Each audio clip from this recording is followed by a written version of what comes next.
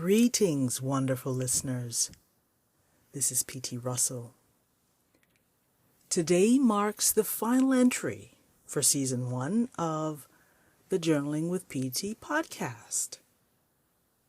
And together we have learned, we have loved, and we have conquered.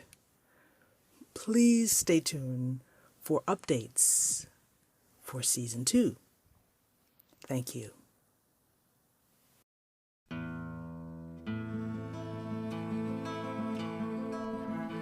Welcome to Journaling with PT. I am your host, artist, PT Russell. This is a podcast that highlights creative voices and emerging artists from all over the world. Without further ado, welcome legendary producer, Mr. Julian Schlossberg.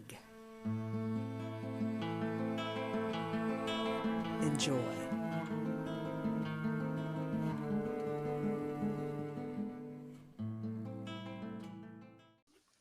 Hello, everyone. My next guest is a luminary, a Renaissance man with incredible vision and tenacity. He is a producer, author, host of Movie Talk, and co-host of Tales From Hollywoodland. I am honored to introduce the incomparable Julian Schlossberg to the podcast. Hello, Julian. Where is he? Where is he? I'd like to meet this guy. There you are. Hello. How are you, PT? How are you going up in the Canadian woods? Well, the weather's been a little shifty, cooler than usual, unseasonably cool, but I'm not complaining. Okay. All right. I'll say that, and hopefully all is well with you and your dear Marin. Thank you. Greetings to her as well. Thank you. So it's a pleasure to be here. And what can we talk about? I'm all ears and all lips and just all eyes and ready to go. All right. Well, I had the pleasure of watching the seminal classic the other day, Midnight Cowboy, starring Jon Voight and Dustin Hoffman. That was my first time. So as you can imagine, the movie haunted me for days after and still has. I've watched it 2-3 times since, to figure out why it was haunted, to figure out what was going on in this film. Why did the performances mesmerize me in such a way? And I still haven't figured it out, but I'll have to probably watch it a 4th time. Well, it was a real breakthrough movie.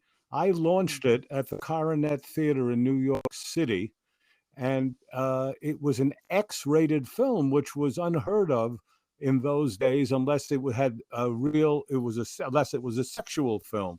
And while there were a few sex scenes, you would never call it a sex movie. I think the reason it's haunting is that it's a very poignant love story, strange as it seems, between two truly disparate human beings who come together, form a friendship, and we watch that friendship grow. And we watch how important it is right till the end.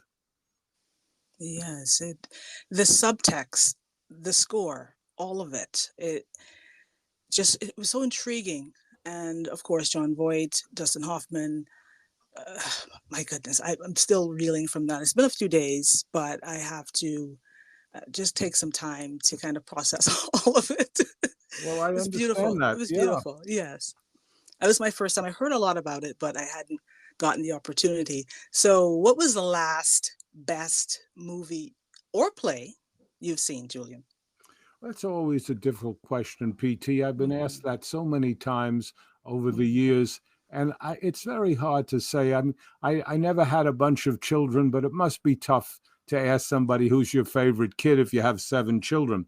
The last one you saw. The movies that matter to me are, I was a huge fan of 3 of Alfred Hitchcock's many movies. I'm a fan of many of them, but Shadow of a Doubt, Strangers on a Train, and Notorious, all shot in black and white, are three of the finest movies I've ever seen.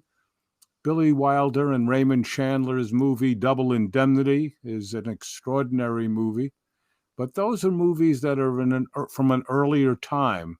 And I think that those are the movies that got me into the business that I fell in love with. So I think they matter in many ways more than contemporary movies. Many of the contemporary movies are not for me because they're really made for 16 and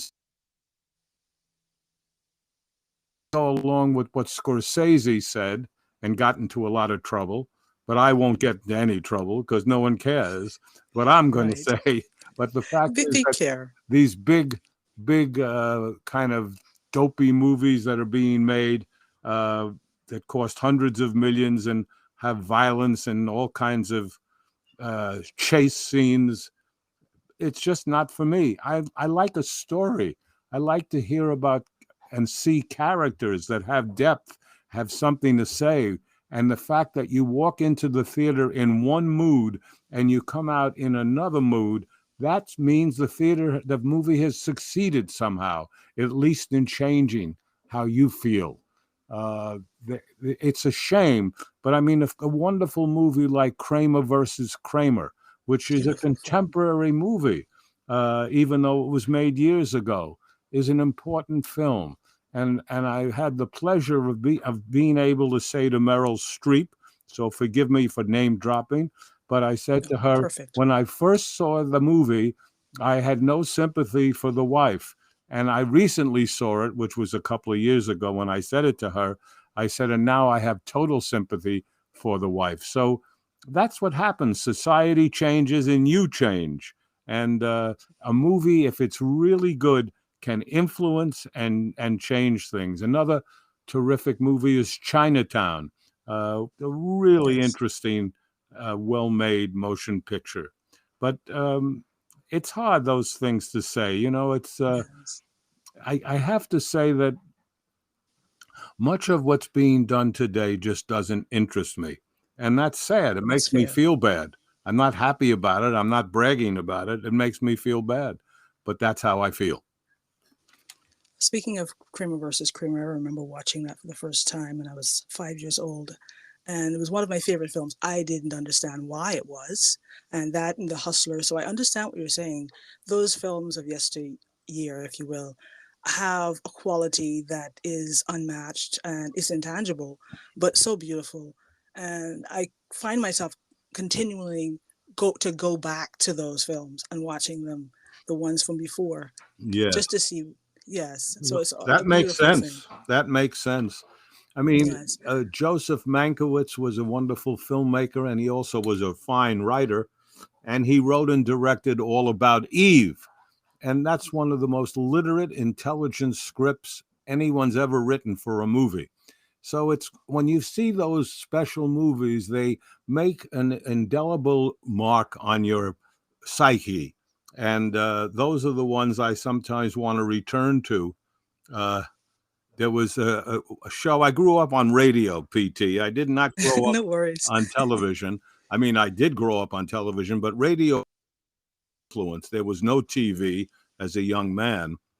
And there's nothing better than to have your imagination challenged as it did for radio. So you ended up being on the range with the Lone Ranger.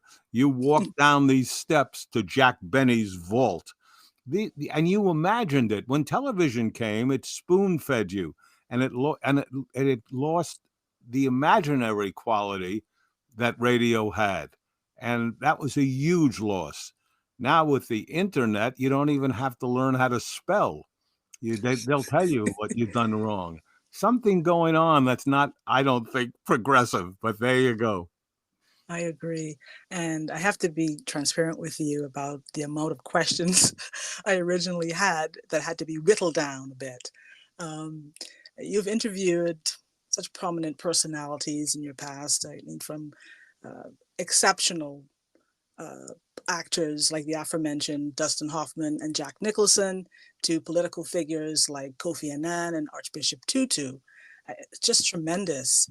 Um, how did you formulate questions when your curiosity outweighed the time constraints? I'm curious about that. Well, from my point of view, what I was interested in was who I wanted to interview. I didn't ever interview someone I didn't want to. I had that Mhm. ability. And so what interested me was what they had done or were doing or had done. And it was a challenge all the time. But what I did was never come in with notes in front of me, because Mm. it would remind the person, especially when I was doing television video, the lights were on, we're in a studio, but I'm looking right at their eyes, they're looking right at me. And I sat very close to all of these people. I sat close for the intimacy, but also because their hearing and my hearing often was compromised. So it was better to be close than further away. And the questions, the reason I was able to do it was the ability to make mnemonics. We grew up Yes.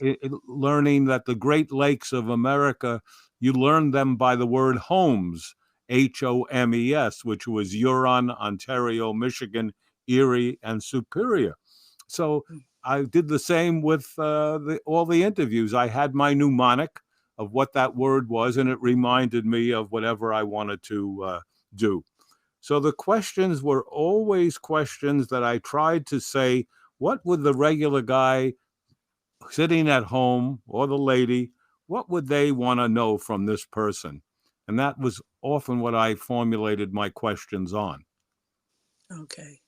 Oh, that's brilliant. The mnemonics. I'll have to try that in the future. Yes, well, you have the advantage of not being at this point on the visual. So you can put Yes. all the papers you want, and the person won't matter. It won't matter. You could even just not ruffle. They just don't ruffle the pages. That's all. Oh, that's funny. But yeah, so again, we'll have a time where we will chat in person, I'm sure. In preparation for our conversation, I did read your book, sir. Oh, which Try not one? to Which one? both of them. You have my deepest sympathies. Try not to hold it against me. A producer's life and your new book, Yes. which well, newer, I should say. Both were new. My first book, part two, A Producer's Life Continues, Yes. which were both Thank goodness it continues. which were both exciting and very informative. And I'll keep them around for a long time so I can, peruse and study them.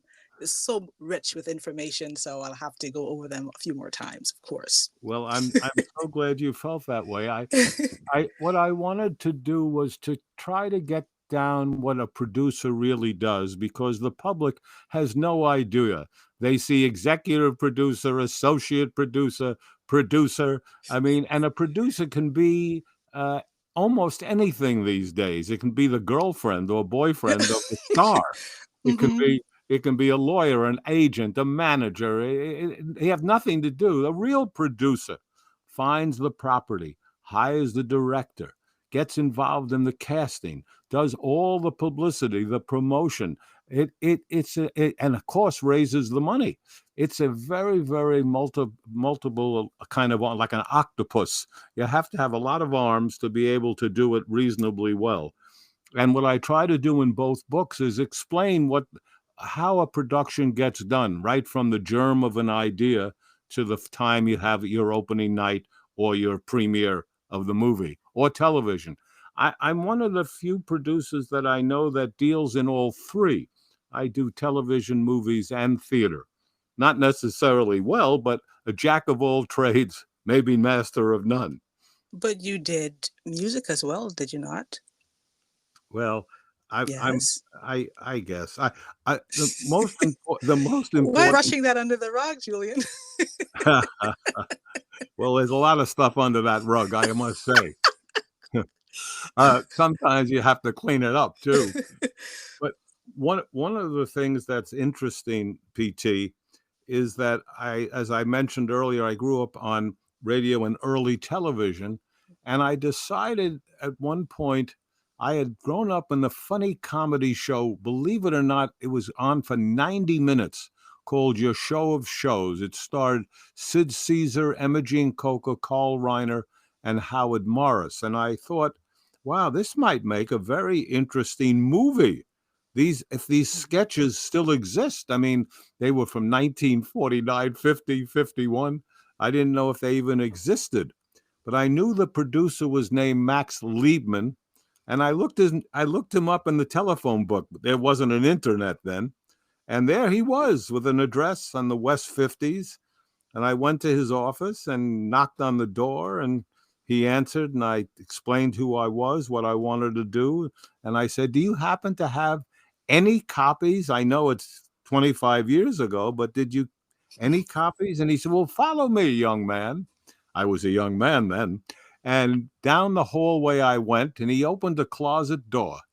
And he said, there are 156 90-minute kinescopes right here. I couldn't believe it, PT. Couldn't believe it. And so for the next 9 months, my girlfriend, Millie Sherman, at that point, and I went through all of these to select 10 for the movie. And 10 from Your Show of Shows was the first movie I produced. And it was from my early television. So, you never know where it's going to come from with a product. Sometimes people come to you with their projects, and you want to fall in love. If you're going to be with this project for 9 months to a year, maybe even longer, you want to really fall in love with it, because you're going to be quite unhappy if you're in the second or third month and wish you weren't there. So where can listeners find your books? Yes.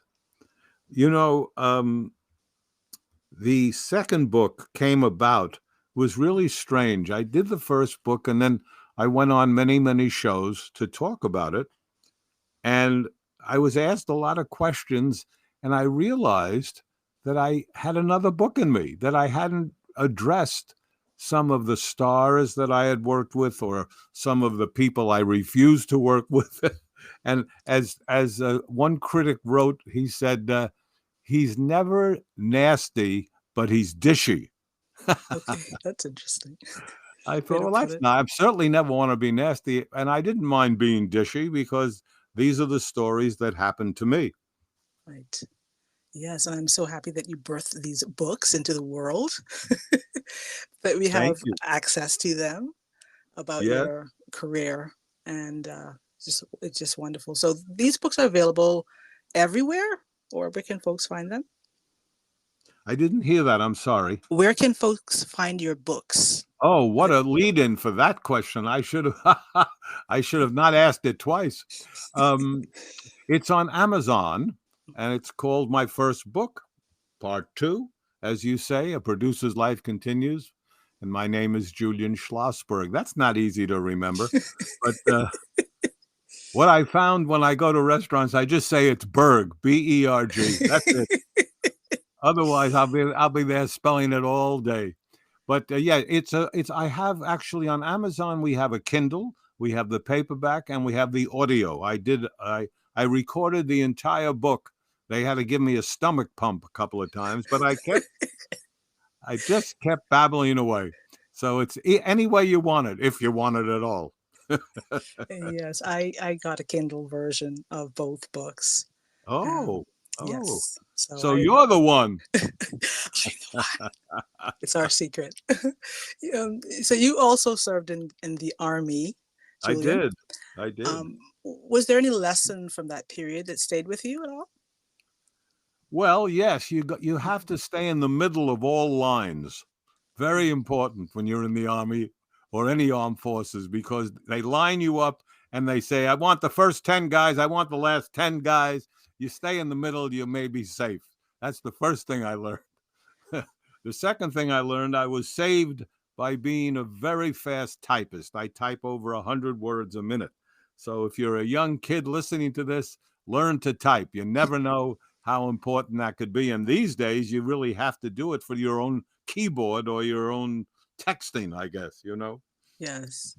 But the only other thing was that you had to be kind of vigilant about what was going on, because in basic training you are gassed. They do send gas at you. You got to learn how to put that gas mask on, and you have to learn how to shoot a gun. They constantly were telling us we were trained killers. That really sounded like a Burt Lancaster or a Kirk Douglas movie. But there I was in the Army, and the most frightening part of my Army service was I was there in 1962 during the Cuban Missile Crisis, and we were told that we could not leave the Army base. We had our duffel bags packed. We had to be ready to leave on a moment's notice. If we were going to the PX or even to the theater to see a movie, you had to say where you were. They were so sure we could be shipping out momentarily. It was a really frightening moment for many reasons, including the fact that having worked as a waiter and a busboy in the Catskill Mountains, I had encountered many Cuban people, and I adored them. They were just terrific, wonderful group of people.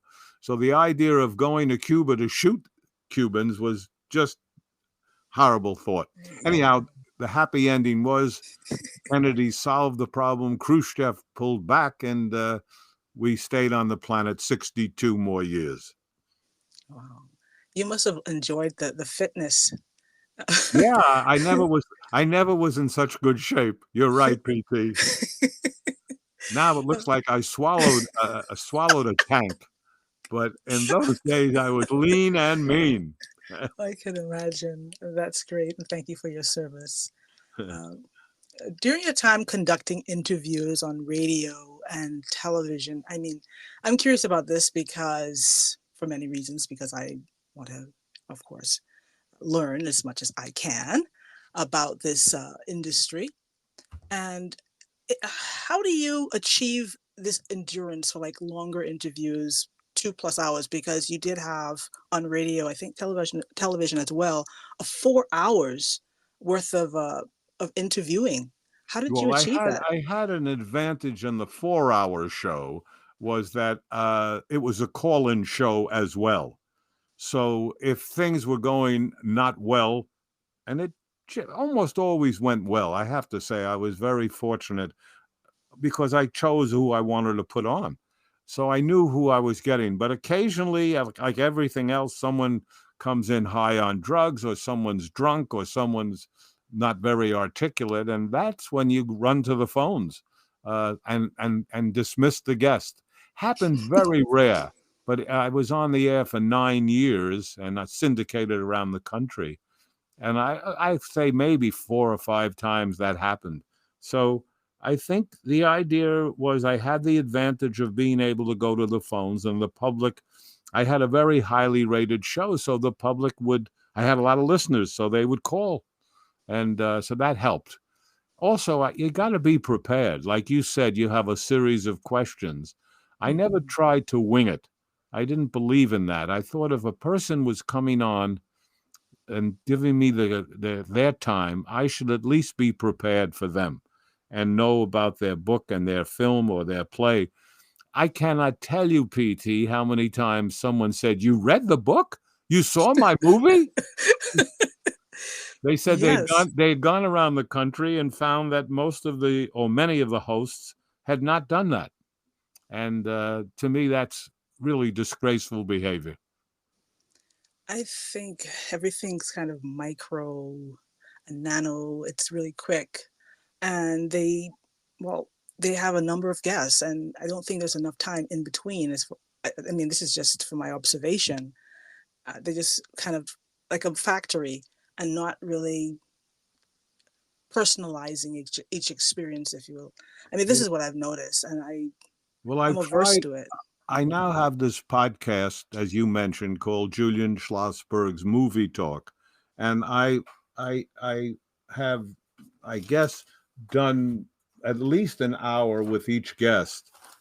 Sometimes I break it up, but the idea is I've had F. Murray Abraham, Richard Benjamin, and Marlo Thomas, and Carol Kane, and Twiggy, David Mamet, and Robert Sean Leonard, Martin Sheen. I mean, it's uh, Sandy Duncan, Sandy Duncan, Mar- Alan Alda, David Hyde Pierce, Dick Steve Cavett. Guttenberg. Yeah, there you go. You know it better than me. I've listened to them over and over because they're so rich with information.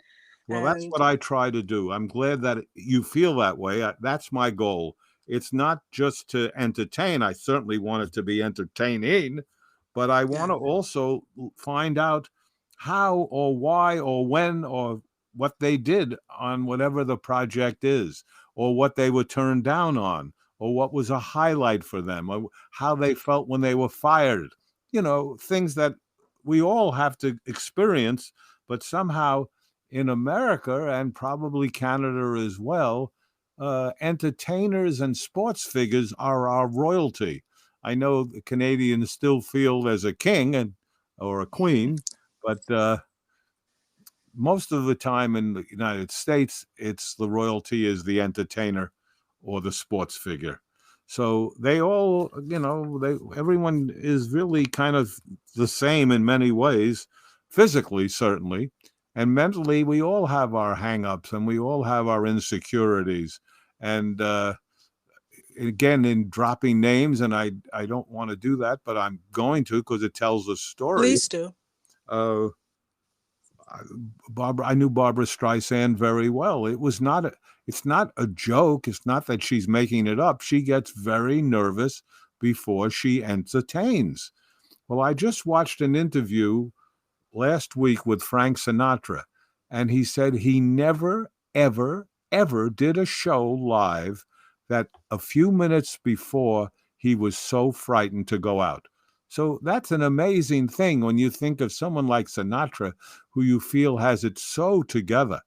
Always said that he was always nervous. Would he remember the lyric? Would his voice crack? And he said, and once he got out there, he was fine. But right before, it was tough. Now they asked Ethel Merman, the great, the great performer, do you get nervous before you go out there? She said, are you kidding? If they could do what I could do, they'd be up here doing it.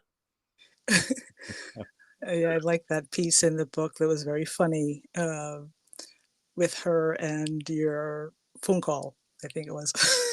That's right. But it's an interesting thing to study human behavior and what the insecurities are of all of us. And it's also reassuring to know that we're not the only one feeling that way. Yes, I've listened to a number of your interviews on your podcast as well as elsewhere, and I am just captivated by the way you lighten the load of your guests, for lack of a better term, because just the way that you interview, uh, you you're so detailed, very meticulous in how you approach it, and also you are prepared, very prepared to the point where the guest is like, "How did you know that?" Yes, uh, they oh, did. Ben Mankiewicz, the host of TCM, said recently, he said, man, does this guy do his research? Well, I do. I impressive. do. I do. Also, having spent 60 plus years doing this, you do get a fair amount of knowledge. And if you're lucky and have a memory, which I do have a good memory, I retain a lot. So between the research and the retention, I'm able to keep it going.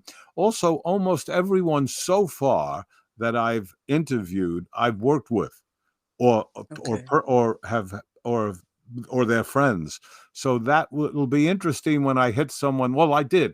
I did not know Isabella Rossellini, and we had a wonderful time. But I sure loved her mother, Ingrid Bergman, and I sure was respected her father, the great Italian director, Roberto Rossellini. So but by and large, so far, it's people I've known or have worked with.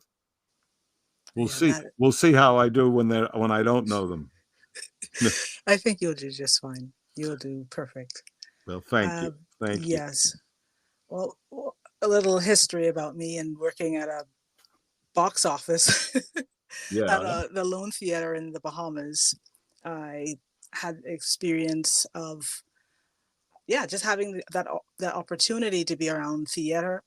It had left an indelible impression upon me. One of the first, I'd say, one of the first plays I'd seen was the Man of La Mancha. Oh La my. Mancha, yes, What and a it was a wonderful play musical. that is. Unfortunately, now the interest, uh, I think it has declined in the country, and I don't know if this is worldwide, the interest in theater, the interest in cinema, but does attendance, I'm just, this is for about New York, this is just for my curiosity. Does attendance for theater in the city, I mean, how is that going? Do you find a lot of support? I was quite surprised, PT, of the fact that it's done very well. Broadway.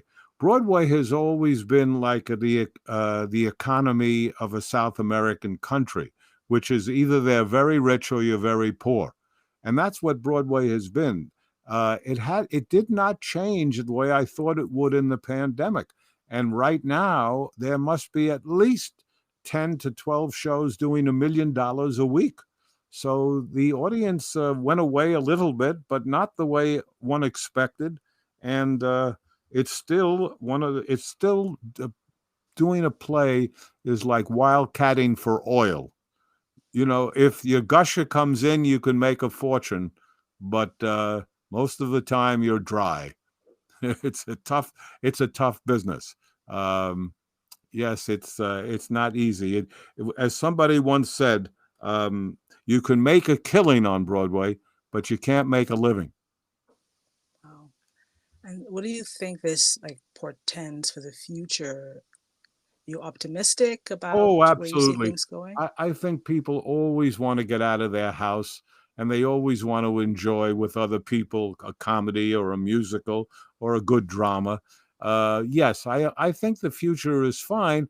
The biggest concern I have, and it's not anyone's fault, it's just the fault of the economy when you live in a capitalist country, is that the costs for the ticket is so much and the cost to put the play on is so much. So it's a kind of a chicken and egg thing. If you have to spend a lot, you have to charge a lot. Uh, One of the best deals still in town are movies, because movies may cost hundreds of millions, but you're only paying $12 or $15. So it's an interesting. But my feeling about entertainment has always been people want to get out of the house. They don't want to sit home with the children crying or the phones ringing or the neighbors banging upstairs. You want to get out and be able to hopefully for an hour and a half, 2 hours, forget your troubles and get happy, Yes, as the song goes. it, it's interesting to see what's happening with streaming and the televisions. These are 75-inch and larger televisions people are buying in mass because of a lot of people aren't going to the theaters or the cinema as much as they used to. But it depends on what's there, uh, what the zeitgeist is in that moment, and then there's an influx like with the Barbenheimer phenomenon they call it. Well, So it's always been this way in the history of the 20th century. Now we're in the 21st. When radio came in, the movies got hurt a bit. When television came in, the movies got hurt a lot, but they fought back with CinemaScope and 3D and cast of thousands, etc. Well, okay, then television got cable, and HBO, Showtime, the movie channel came, and that knocked the movies business down somewhat. But they came back. Then there were DVDs that changed everything, and cassettes, video cassettes, and now there's streaming. And with COVID and streaming, it was a perfect marriage because you didn't go out of your house, but you didn't have to. You could stream a movie, a show, etc. It's always been this way, and there's always been the doom of the movie business when sound came in. I mean, after silent films, people said, "Well, that's that." I mean, now that silent sound is in, what are we going to do? But it happened. It worked out. It will continue to work out. It's going to be, I'm optimistic about it because historically it's been always overcome. People do want to leave their home. Yes. I really enjoyed the way you romanticize your relationship and experiences with the theater.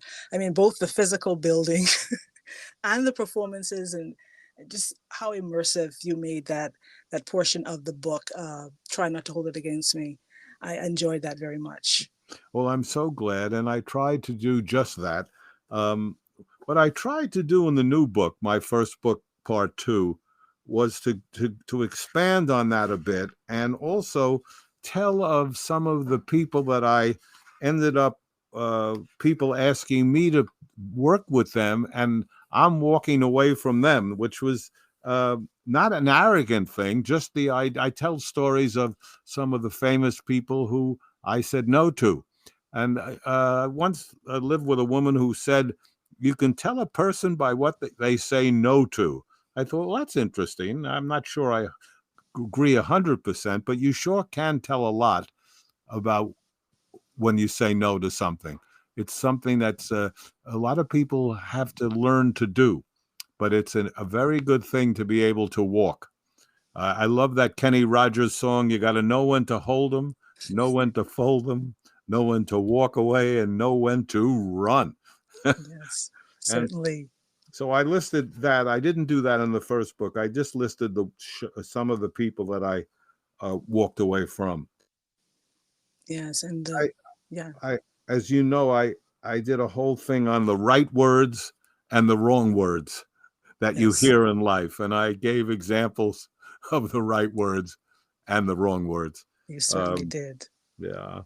And So it's pertaining to playwrights, I'm curious about your favorite playwrights, your top three. Who would you say? I mean, I know it's a tough question. You've probably gotten this before, but I want to know about that.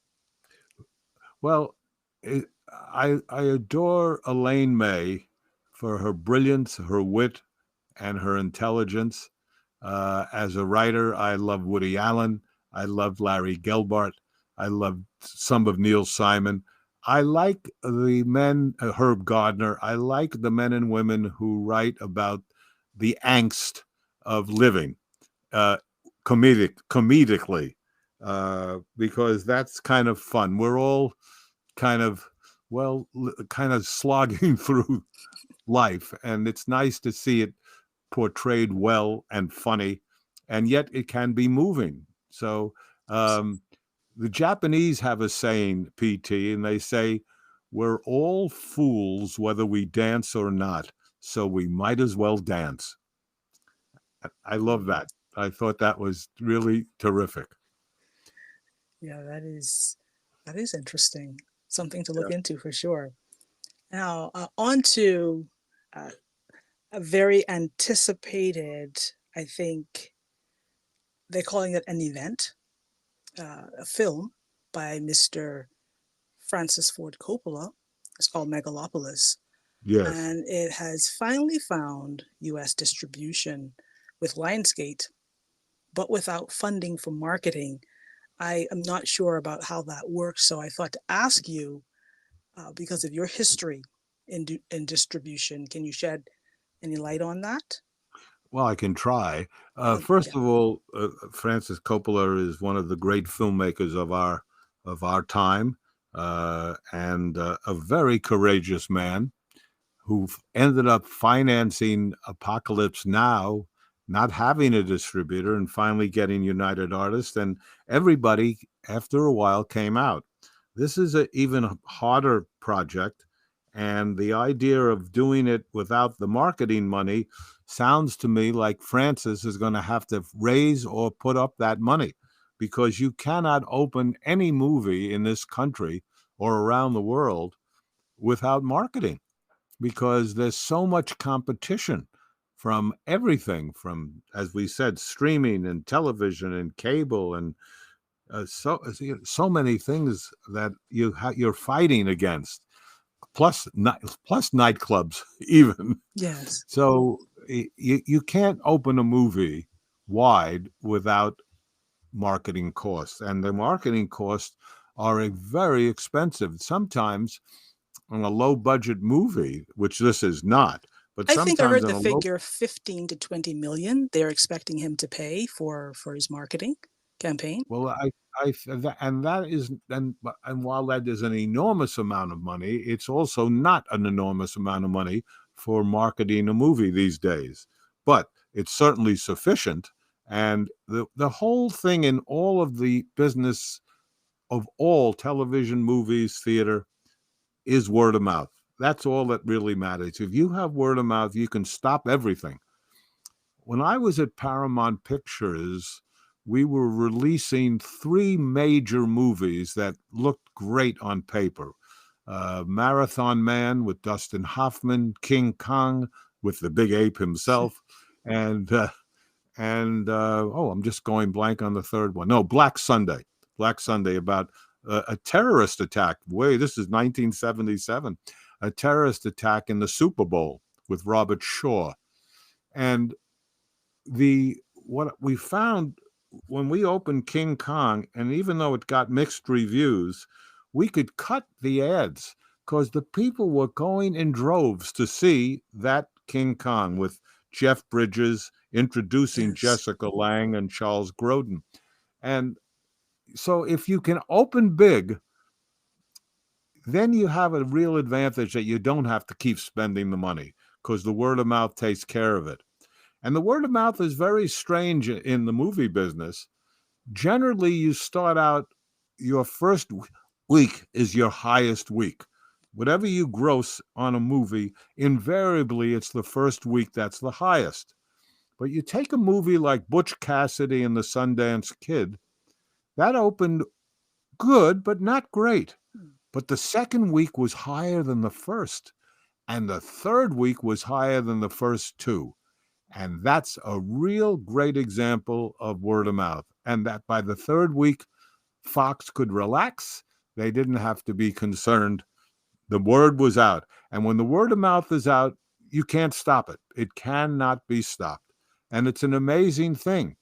Sometimes when you're an exhibitor, I've been both a distributor and an exhibitor. The distributor sells the movie, the exhibitor plays the movie. Okay. So the theater is called the exhibitor, and the person selling the movie is the distributor. Sometimes you find that before you open a movie, there's a huge line of want to see. Yes. And that's the most exciting when you have that. Now, that comes generally with a major star or a huge book, a huge bestseller, let's say. But sometimes it's just shocking that people, we used to always, all the exhibitors, theater people would say, how do they know? How do they know? So it goes both ways. Sometimes they're coming no matter what you do. And sometimes you can stand on your head, offer it for $1, and still people won't show up. So what about the timing? Do you think timing is very important as to when it's released as well? Timing is everything. Timing is everything in comedy. Timing is everything in love relationships. Timing is everything, PT. Yes, that's for sure. There was an old joke that used to go something like this. I would say to you, ask me what's the most important thing of comedy. So you ask me that now. What's the most important thing? Timing. Before I got it out. That's right. That's the old joke. Oh, Anyhow, that's great. Well, I'm looking forward to watching the film. I'm wishing it every success. From the reviews out of Cannes were mixed, but we'll see. Time will tell for sure. well, it's true, but you cannot take away the courage of the man. Absolutely not. He's wanted to make this movie for many, many, many years, and finally did it. The same as Apocalypse, which was based on the Joseph Conrad book Hearts of Darkness, and he wanted that for years and finally did it. So, and you can't take away those two great Godfather movies, the wonderful movie The Conversation with Gene Hackman, He's made some of the finest movies we have. But it's about storytelling. If the story is compelling, if you care about the people, that's what a movie should be. And that's what we're not getting enough of, in my opinion. Well, I heard that some of the techniques that he used in Bram Stoker's Dracula, he's used that well to the nth with this one.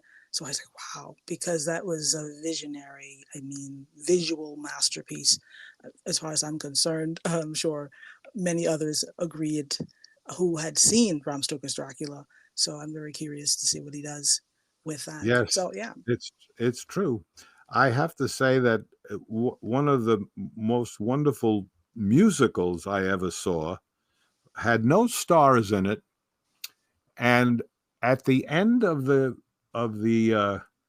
show, when the curtain calls came, I found myself hearing someone yelling "Bravo, bravo," and I realized it was me. And the show was a chorus line. Okay. My God, was that an incredible One evening in the singular theater? sensation. There you Every go. little step she take. And that's what they call you from the Bahamas. One Okay. singular sensation. But I'll it's take that, Julian. I'll take it. Thank you. how is your painting going?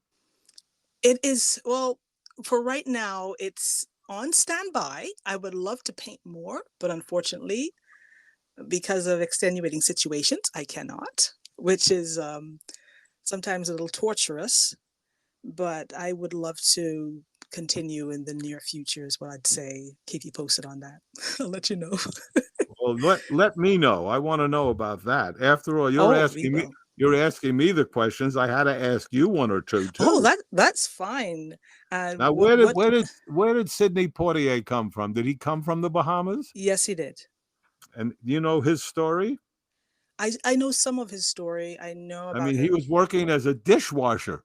Yes, and listening to radio, and he had auditioned, and with his accent was very thick, and so there was a particular. I can't recall the name of the gentleman whom he emulated, but he did emulate someone from radio, and then he went back for the interview. Sorry, the audition, and he got the part.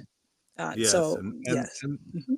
and some of our finest actors, like F. Murray Abraham and Frank Langella, some of these great classical There, actors, yes, they studied John Gielgud and John Barrymore records. They bought them, and they created their voice. That was not neither of their voices. They created those voices, and they're beautiful, both of them. Those voices. So, yes. and of course, Sidney did the same. I never was able to interview him. We got close once, but we never got that. I wanted very much. I just waved to him in a restaurant once, Well, and he that's waved back, having that's no great. idea who I was. Well, that's great. I'm glad to hear that. But yeah, so that what I've been doing when you have this creative energy inside of you, at least for myself, I'm sure in one way or another you express yourself the same a similar way, in having to get that out. However it is if it's writing or if it's painting or uh, voice in some way you're expressing yourself performatively, dance. And so with me, with because you asked about the painting, I had to put that aside, and so I've been revisiting a lot of the works that I'd written, and it's it's creative energy that's being released, but in a different way, So Yes. I'm still able to, and then with the podcasting, this is also a form of uh, of creative expression, How and long? How long have you been podcasting for? 8 months. Oh, well, that's great. I've only been doing it 4 or 5 months, so Okay. I'll never be able to catch up. But you have how many 60 years experience on me, right? Well, A yes, 6 year head start. I guess that's true, but who's counting, right? Yeah, so But well, while we're on the topic of art, what artists do you enjoy? What art styles do you enjoy? I love the Impressionists. Okay. They're my favorite by far. I love Renoir and Rousseau and Degas and Picasso. I mean, to me, I just find those. Which period from Picasso is your preferred? Of all the ones I just named, I like him the least of them. So do you like his abstraction? I kind of like to see someone's either face or what a pear looks like or whatever. Okay, okay. I'm not that creative that I can understand an eye in the middle of something and an arm sticking out. But Guernica is one of the Okay. most extraordinary pieces of art I've ever seen, and I've been able to see it up front and close in New York, and it's Where is it? unbelievable, Where is unbelievable. it? At the Museum of Modern Art, I'll have and to and I'll have to see that when I visit. it's just unbelievable. It takes up an entire wall because it's so gigantic, the canvas itself. But I love the beauty of the colors of that of Gauguin and Degas, as I said, and Rousseau and Renoir. They're just beautiful to look at. And one of the great things is the musical Sunday in the Park with George, which is Thoreau's paintings. And Yes. so yes, I think that's by far and away my favorite kind of art. I've been Yes. lucky enough to have traveled pretty extensively, and so it's great to be able to go and see all the Van Goghs, for example, in Amsterdam. Beautiful. And God, was he an extraordinary painter? And the irony that he only sold one painting in his life, and that was to his own brother, and now they're selling for millions and millions. Talk about bad timing. How's that? Yeah, uh, the story is pretty sad, but I am happy, obviously, that his art still exists today. And there was At Eternity's Gate, portrayed by William Defoe, played that his Van Gogh, and it was a beautiful performance from him. He's a great actor, yeah. So He really is a fine actor, and very, very terrific in Mississippi Burning. Wow, is he good in that? Did you ever see that, Mississippi Burning? I did that when I was a little younger, so I'll have to probably go back and see exactly, because I miss out on things when you just have a different perspective when you're Yes. younger. You Well, that's see the true. visual, yeah, the That's true. story, the Yeah. subtext, you Yeah. just don't get it. Yeah. Yes. So speaking of artistry, since we're on the topic of artistry, what steps can we take towards the preservation of the artistry and integrity of film? What can we do, Julian? We need help. Well, the most important thing, PT, for me, as I said earlier, is to first fall in love with the project because Mm. you're going to be with it a long time. The other thing that's so important, I feel, is to make sure you've done your homework and whatever you're doing. If you're looking for a director for a project, you want to see what they've done, know what their history is, what the kind of films they've done, or what kind of plays they've done. Because that director, while you're supposedly in charge, once you hire the director, you're no longer the captain of the ship. He's the captain. You own the ship, perhaps, but he's the captain. You've given him or her that power, and you want to make sure that you've really done your work on that. Director is so important. And as far as the writer is concerned, what I try to do with every project I've ever done is sit with the writer and director and myself at dinner and say, what are we trying to make here? What is our goal? What are we trying to do? What do we want to emphasize? What are we worried about? Where is our concerns, etc.? I remember a famous director and I sat with a major star, and the star told us he was having trouble memorizing lines and asked what he should do. And the director told him to start now because we weren't going to start rehearsal for many months, and to also stay in touch. So the star was smart enough to know that he was having trouble. The director was smart enough and nervous enough to say, you better start now, even though it's months in advance. You have to do that, as they say, your homework. You want to know that who you're hiring, you know, as much as you can about. Often on, some stars are very difficult to work with. And so you have to make the decision, do you want to work with them? I mean, part of you absolutely wants to, because you'll raise the money for the play or the movie. But Right. on the other hand, you could suffer a lot. And there's that decision that you make. I've sat with stars and said to them, what do you expect from a producer? Woo, do they get surprised? They actually go back in their seat. They always say, no one ever asked me that. But I said, I'll tell you what I expect from you.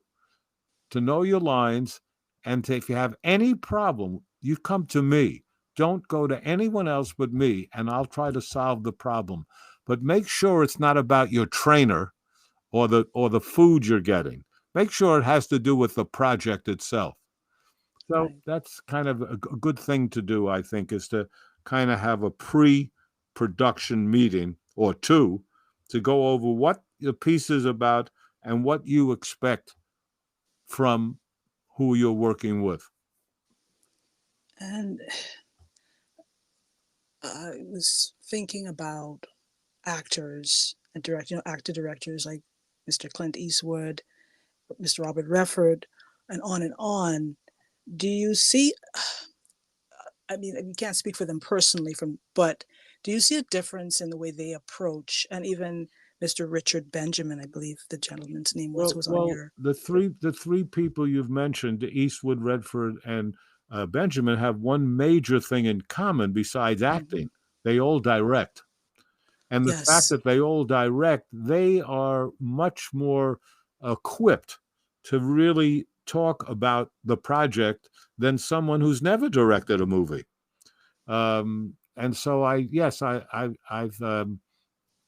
had a wonderful time talking to Clint Eastwood. He really was very, very forthcoming, and he was quite articulate, even though he has the reputation in the movies for not having lots of lines. But he was quite articulate and very forthcoming about the difficulty he had. He was building pools in Los Angeles because he couldn't make a living. He told a lot of interesting stories, and I'm glad that I was able to meet him. But to answer your question, which you asked when we both were much younger, the idea is that, yes, they often bring to something to the table much more because they've directed. And you think about almost all major actors have directed. Very few haven't. Pacino has, Dustin has, Warren Beatty has. Oh, the major ones, George Clooney has. I don't think Brad Pitt has. If he has, I'm not aware of it. But He's gotten a producer yeah, award though for the yeah, Academy. the projects he's done, yes, but not Yes. directing. But they often have a different slant because they've done it. They've done it. They know what you're up against. So if you have an actor who's worked extensively but they've never directed, would you give them an opportunity on Oh, a absolutely. project? Oh, absolutely. I try to get Stanley. And what would be the criterion for that? Well, I try to get Stanley Tucci to do 3 one-acts that I was doing on Broadway, but he Okay. had a commitment and he wasn't able to do it. But it would depend on the actor. I wouldn't ask any actor to do it, obviously, but it would depend Depend. on if I felt the actor. First of all, I'd hope that they wanted to do it. That would be a big beginning. Not that I Yes, walked to them approaching them. and they said, "Well, are you crazy? I don't want to do that," So yes, of course I would. It's very hard to get a good director. They don't Okay. exist. There's a lot of what I'd call workmanlike directors, but a really good director in theater is really hard. Film is a little easier. Television's a little easier. Theater is very, very hard. And most theater directors, with the exception of, let's say, Orson Welles and Mike Nichols, very few of them could direct movies well. It was interesting. Mm. Interesting. Yeah. Well, there are a number of filmmakers, independent filmmakers, who listen into the podcast, and I'm sure that you get a number of offers of requests to produce projects. So, what are your prerequisites for a filmmaker to approaching a producer or uh, presenting a package? Well, generally, because of the lots of lawsuits that go on in show business, a producer requires that a reputable agent presents the project, not the writer, not the director, but a representative of them. Because, as I say, there are lawsuits galore when you don't do that. Because the person, so from my point of view, that's what happens. It's always someone that I have worked with or know of that is presenting the project. But right now, I'm concentrating, it seems, in the last COVID years to writing and Mhm. doing 2 weekly podcasts, which, as you know, require a lot of attention if you want to do them well. Uh, so Yes. I haven't produced. The last play I did was during COVID. It was a great play. It was a revival called Mornings at 7. Had a wonderful cast of Tony Roberts and Judith Ivey and Dan Laurier and Patty McCormick. Had a Lindsay Krause, a wonderful cast. But we struggled with it, and I wasn't able to go to rehearsals because I wasn't taking the vaccine. Not because I was against vaccines, but because I'm allergic to a lot of things, including grass and bark and leaves and my own cilia. So I wasn't going to take a Oh my vaccine that goodness. had not been proven. So I wasn't able to go to rehearsal. And so I watched it on Zoom, rehearsals, but I would never do that again. So until I can go to rehearsal, I won't be producing. And therefore, I'm not producing right now at all. Okay. All right. Well, this has been great and beautiful. Before we wrap up, I'm curious about something else. What does Mr. Julian Schlossberg have in his playlist? What are you listening to, Julian? It's so terrible, PT. But now that I'm in my 8th decade, I have to say sometimes, will you repeat the question, please? So say, well, What I heard, what does Julian Schlossberg have in his, and then I put playlist? and again, Your musical playlist. What music are you listening to the oh, are you most? kidding? What's on Oh, wow. rotation? I've used all the time. I'm my whole house is with it's the sound of music here. Um, Okay. Frank Sinatra, Ella Fitzgerald, Tony Bennett, and I got a kick out of Rod Stewart recording the old American songbook. Uh, so I have that as a terrific. I had a record company many years ago with a partner named Danny Goldberg. It was called Gold Castle Records. And Danny found this terrific songwriter who wrote almost all of Linda Ronstadt's songs named Carla Bonoff, Karla. And I like her work, and we recorded her, so I listen to her a lot. But Bobby Darin, I mean, I'm right in there with all Nat King Cole. It just goes on, and fortunately, I have a very extensive a CD collection, and music is always playing. I had to turn it off when I did this show, but as soon as we're finished, I'm going back to it. What are you going to put on first? Well, let's see. I think the first one today is Louis Armstrong and Okay. Ella Fitzgerald in a terrific CD that they recorded. They did more than one, but that they recorded together. Yeah, So you can put on your African daishiki and yeah. I just put it on and kind of I wish I could be there to see that them. part in the book almost hilarious. I don't know. Did you ever hear of Louis Prima and Keely Smith? The names ring a bell. Yeah, well, They they do. they were terrific.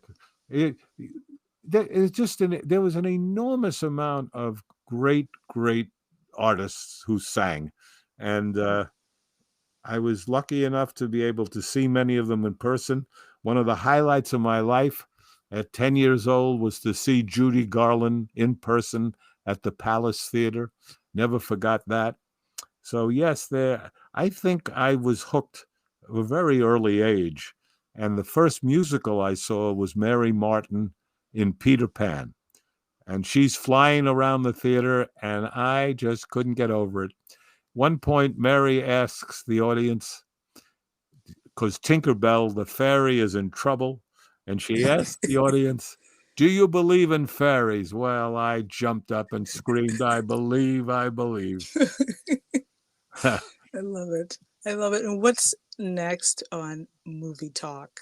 Next, let's see. Who is next? Who is next?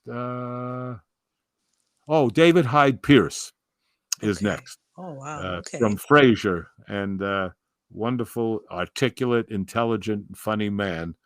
And I did a couple of hours with a fine TV host named Dick Cavett, who was on for many years. You may not know who that is, but he'll be on soon. And the man who wrote Dun, Dun, Da, Da, Da, Da, Dun, Dun, Da, Da, Da, New York, Oh, New I York, don't know. John Yes. Kander, at Oh, 97, at 90, wow. 97 years old, and is still working, and is currently doing the music for Kiss of the Spider Woman with J-Lo, which is, so this I is, love it. so he'll be on soon. So it's a Great. lot of interesting people. We Oh, just yes. did 2 shows with Alan Alda, which I enjoyed them. I have to listen to them again. He is so interesting. And he's so darn funny. yeah, he's He is funny, hilarious. and he really was very forthcoming. It's always terrific when you don't get pat answers, as you know. Sometimes Yes. they've done so many interviews, you're going to get the same replies, and I like to try to find something different or two if I can, you know. Yes, and you seem to be doing wonderfully, and I'm enjoying it so much. Well, Oh, thank Julian, I don't want you to go. I'm trying to hold on to you, but well, I can't hold on to you all for the rest of the day. well, This has been a surreal experience for me. I mean, I will cherish this always. Honestly, I will. well, I'm so glad that you enjoyed it and that you didn't need any Pepto Bismol by your side, and you'll go away without a headache, I hope. And maybe we'll get a few people to pick up one of or two of the books, right? Yes, that would be great. So, for you who are listening, you have to see and read both books. Try How not to hold it against me. Producer's Life and my first, was it book? Julian? First My book, first book, part two. part two. First one, try not to hold it against me. Second one, Mm-hmm. my first book, part two. I could Yes. do my first book, part three, but I don't think I have the stomach for it. Thank you to Mr. Julian Schlossberg for accepting my invitation to the podcast. It was enlightening, enriching, and I'm 10 pounds heavier. So much information, so very rich. Thank you to all of you, dear listeners, listening and supporting and making season 1 of the Journaling with PT podcast possible.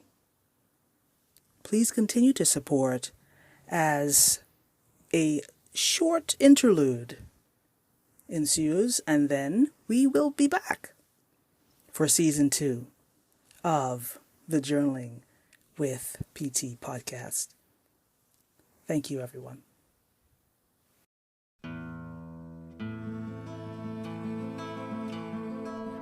Mr. Schlossberg's wonderful books are available at Barnes & Noble and wherever you can find fine books.